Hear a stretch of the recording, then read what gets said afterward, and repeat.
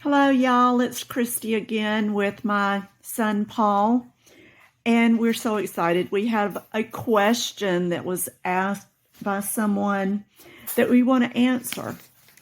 And she said, maybe you could make a video telling us when and how you discovered that you had autism. And actually, we didn't know if she meant how I, as the mom, discovered or how Paul discovered.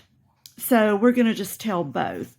How Jim and I discovered was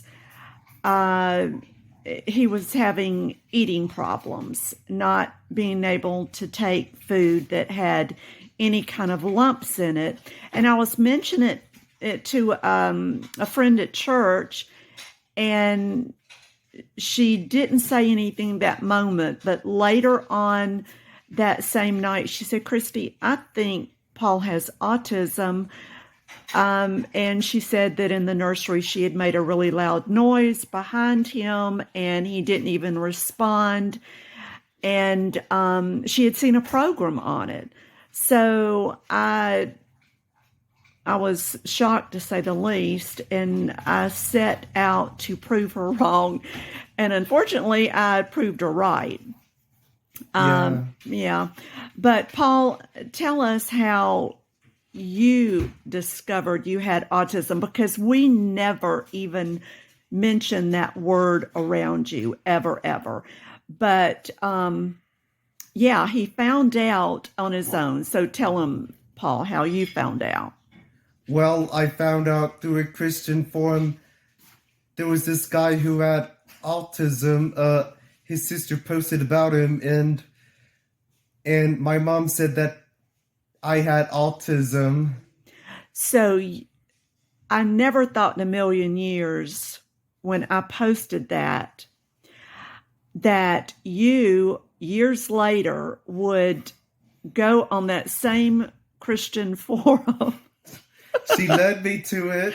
Well, I mean, you had to go in the archives to find my post. It was actually pinned. It was pinned. Okay. Well, I don't even know what that means, but it was pinned on the top.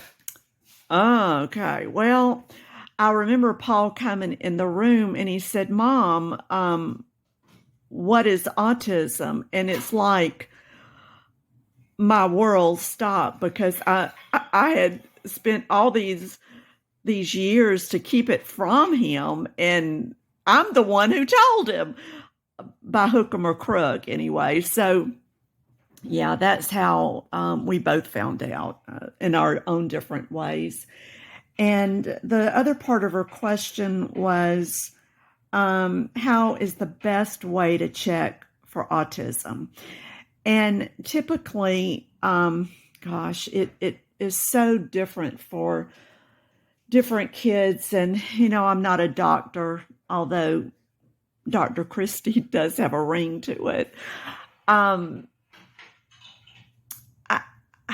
just a mama that has a 23-year-old with it.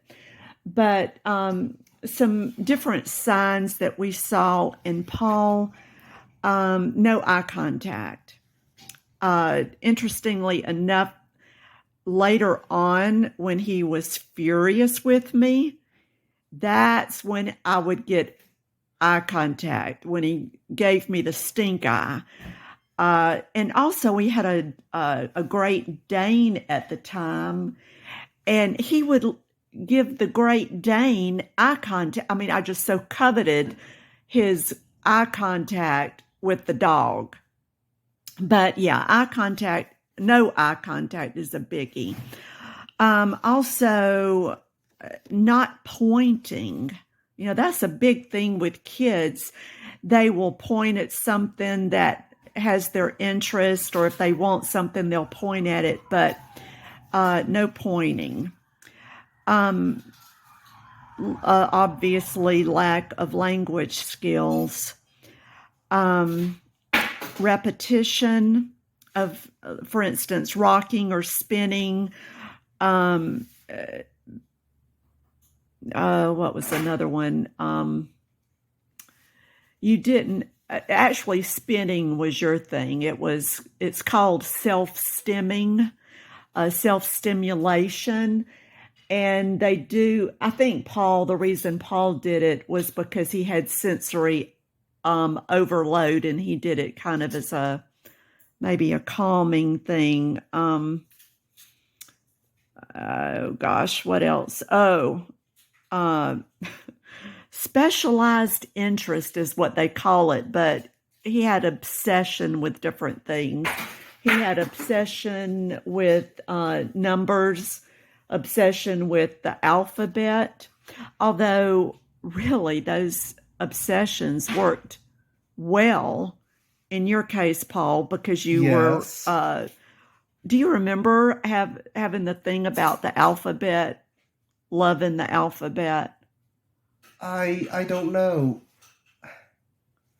You don't remember that? Well, one of the therapists said, "Oh, Christy, he has," and there is a some kind of name for it when you have an obsession with the alphabet. And she was like, "Oh, as in it's a bad thing," but it turned out to be a good thing because he was reading by the age of 3. Now, he wasn't talking by the age of 3, as in sentences or two,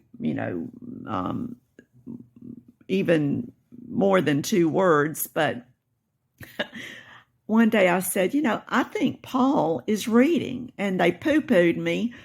They said, no, he's just memorized the words on the flashcard, that he's not reading. So as a test, I wrote a sentence that told him to do something. Do you remember that, Paul? No. Okay, well, I did. I wrote, pick up the pencil. And he picked it up. And I'm like, okay, I'm not crazy. He is reading. So although the obsessions were, in some ways annoying, at the same time, it worked as a positive. And also isolation. That's a biggie, where he can be in the same room with little kids playing, and he might even play beside them, but not playing with them. Okay, thank you. Well, let me say one other thing. Maybe your kid is showing one of these signs that I've mentioned. That does not, or maybe 2 of those signs or 3 of those signs, that does not mean your child has autism.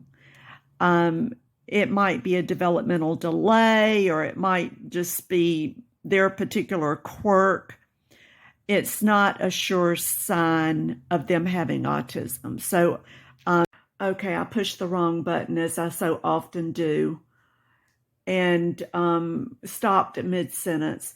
But just wanting to emphasize again that those symptoms are not necessarily your child has autism. If they have 1 or 2 or 3, don't be freaked out. It's when there is just across the board having these things. All right. So, Paul, I feel like I've talked the whole time and you're just sitting there, bless your heart, listening. So what thoughts do you have? Oh, none. Now I don't have now I hang around other people. Right, exactly. So yeah, definitely Paul has gone from isolation to Mr. Social Butterfly. So things change. Prayer changes things. And yes, praise the Lord. Yeah, if you have not explored praying for your child, please explore that, because it has definitely made a difference in Paul's life and our lives. Any concern that comes up, we would lay it out before the Lord and just say help. And he's answered prayer for sure. All right. Thank y'all. Bye-bye. Thank you. Please subscribe to my video. Yes. Paul talks about his fan base. Join Paul's fan base. All right. Bye-bye.